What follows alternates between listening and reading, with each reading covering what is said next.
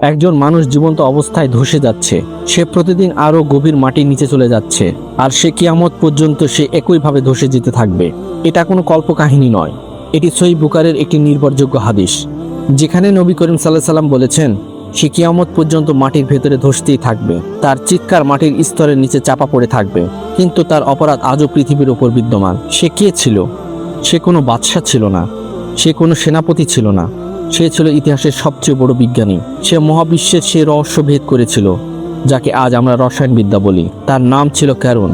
কিন্তু কারুন সবসময় এমন ছিল না। চলুন ৩৫০০ বছরের পিছনে ফিরে যায়, প্রাচীন মিশরের অলিগলিতে। তাফসির ইবনে কাসির ও অন্যান্য বর্ণনায় এসেছে, কারুন ছিলেন আল্লাহর নবী হযরত মুসা আলাইহিস সালাম এর চাচাতো ভাই।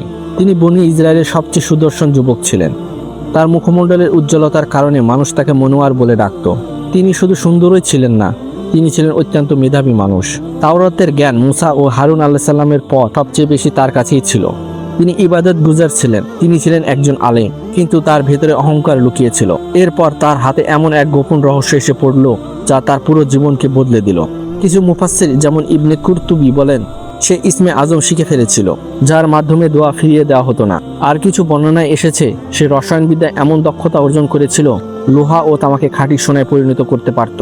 ভাবুন তো, একজন মানুষ যার হাত মাটিতে লাগতেই তা সোনায় পরিণত হয়ে যেত। তার কাছে সম্পদের পাহাড় জমে গেল।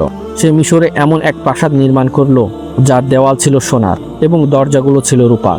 তার সম্পদের পরিমাণ সম্পর্কে কোরআনে এই আয়াত থেকে ধারণা পাওয়া যায়। আমি তাকে এত বিপুল ধনভাণ্ডার দিয়েছিলাম যে তার চাবিগুলো বহনের জন্য একদল শক্তিশালী লোকের জন্য কষ্টকর ছিল।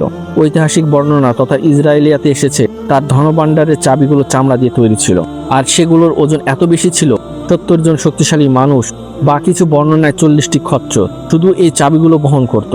যদি শুধু চাবির এই অবস্থা হয়, তাহলে ধনভাণ্ডারের অবস্থা কেমন ছিল?